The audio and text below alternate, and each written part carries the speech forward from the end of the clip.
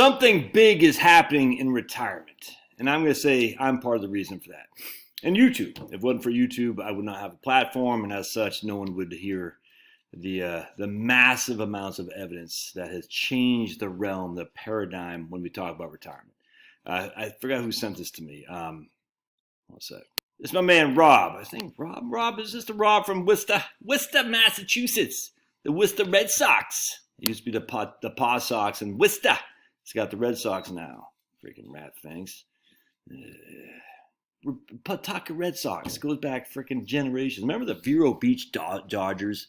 The Dodgers, there's Dodger Town in Vero Beach. Remember the Rose Bowl, Michigan versus USC?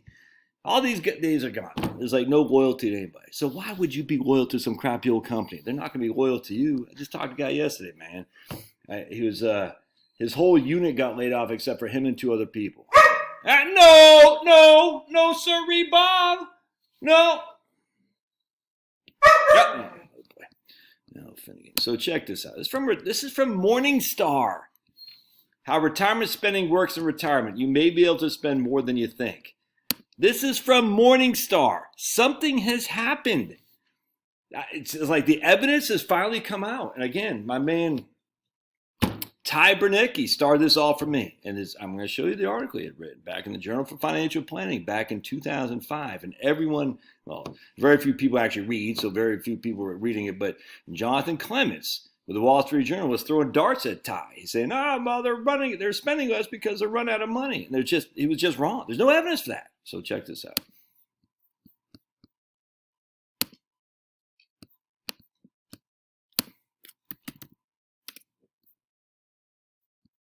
So you're going to go to firecalc.com. I love firecalc.com. You can donate to them someplace on here, and I have, and you should too. It's in here someplace. But anyway, we're going to go to, man, where was it, man? They used to have a big old button down here you could donate. I just did like 2 months ago.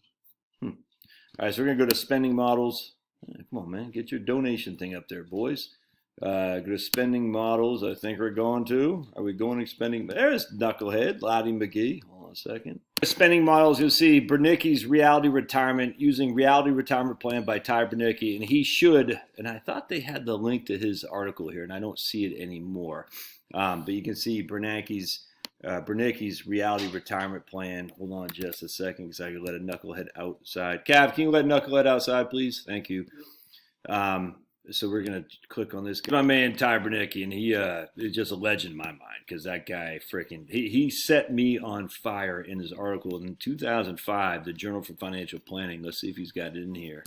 And I just hope he's crushing, man, because this guy, he made a big difference, Let's see what we got here. He's got all kinds of articles on it. So this guy crushed. Look at that guy, man. Freaking, he should get the, and I don't care he's published in Forbes. Forbes is not what it used to be. But anyway, he is published in the Journal for Financial Planning. And so this guy should get the, I don't know, what the hell, the Bogle Award for Financial Planners. This article, and again, I think, remember, yeah, 2005. So I'll put a link, if I can remember to put a link, and here you go.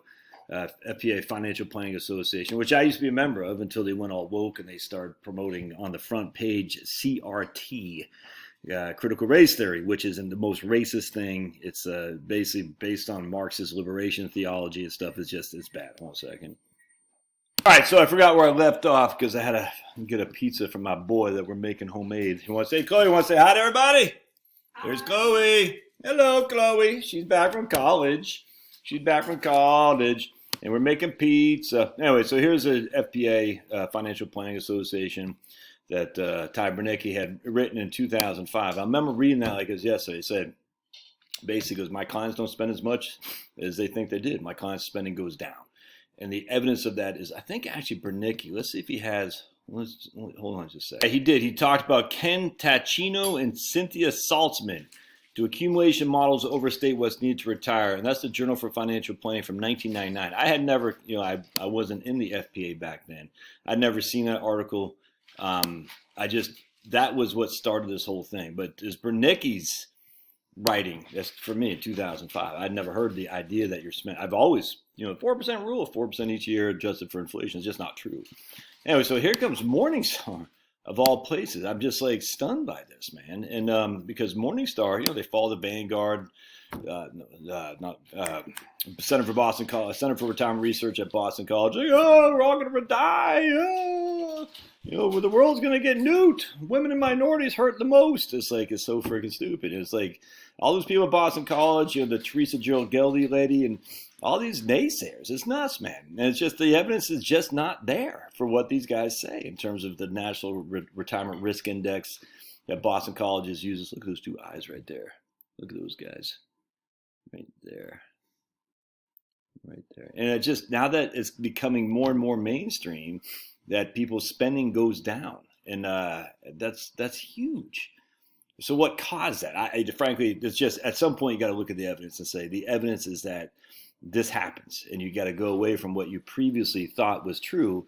It's been dragging these people kicking and screaming. It's nuts. Anyway, so if we keep going down here, I'm going to show you something here. So we got Jeff Pataki, remember Governor Pataki, and Christine Benz, and they asked this guy right here, who's Dan Haylett, who's in the UK. So we won't hold that against him, that fact he's in the UK. But I want to show you something here right quick, though. What does life look like immediately after retirement? What does it look like from 72 to 82? What does it look like from 82 onwards? And I like what he says here. He goes, look, I have no idea what your heating bill is going to be like in 5.5 years' time, but neither do you. And I'm not trying to crystal ball this, but I do know that our clients have a sense of direction when it comes to their spending patterns. You're going to be spending less on leisure activities in your 70s than you did in your 60s, and less in your 80s than your 70s. So getting clients to start thinking about how spending changes during these phases is very, very important. 100%, man. He says, oh boy. He says, I'm not a fan. They just said that Trump can't appear on the Colorado ballot. It's crazy. I'm not a massive fan of Monte Carlo, if I'm honest with you. I think backward-looking stress test paints a better picture of how their plans fared during some of the worst and best times of the last 100 years. So he used a backward-looking model, and that's fine. I don't have any people do whatever they want. It doesn't bother me. But anyway, he says, although inflation is obviously the silent assassin, I think if we more understand that our real-time spending falls in retirement, then we get much more comfort about what we might need going forward. And from a spending point of view, it's entirely flexible. I'm not a believer of the 4, 8, 12% rule that's been in the news lately as guardrails and all this stuff. I think there's some frameworks you can put around things. That's fine. That's all okay. Many pre-retirees are worried about running out of money, says Jeff Pataki, George Pataki's. Anyway, then he goes, I think it comes back to the evidence-based timelines. It's making sure that there's some evidence and factual stuff that we can present to clients about what happens. And then I love what he says here. I love this part right here. Right here. One thing I do encourage clients and people that love them is I say to them, would you rather be in a position that I'm having a difficult conversation with you when you're 78 to cut your spending? Surely that's a better conversation than basically just keep working and keep working. When you're 78, you're in your late 70s, early 80s, you've done some wonderful things over the last 15 years of retirement. I'd rather be having that conversation with you then, it's time to cut back, releasing some equity in your house or spending a little bit less on this or that. I'd rather be having that as opposed to saying, just keep working another 5 years. I could not agree more, man. He says, what are some misconceptions? There's one big thing for me, says Haylett. I think the amount of time they have to truly enjoy their hard work. I think the longevity thing has been rammed down people's throats to think they're going to be alive for 40 years and need all this money to last. And they're going to spend 20,000 pounds a year on leisure forever, and we're all going to be alive longer. To take advantage of these go-go years and understand that our health span is different from our lifespan. I 100% agree. So that's the fact that Morningstar is allowing these kind of arguments now to come out. It's interesting to me. It's a big change. I'm telling you. I remember like it was yesterday. Ty Bernicki had written that, and Jonathan Clemens said, the reason people are spending less, he acknowledged using BLS data that people spend less, but his initial reaction is they're running out of money. And just the evidence just isn't there.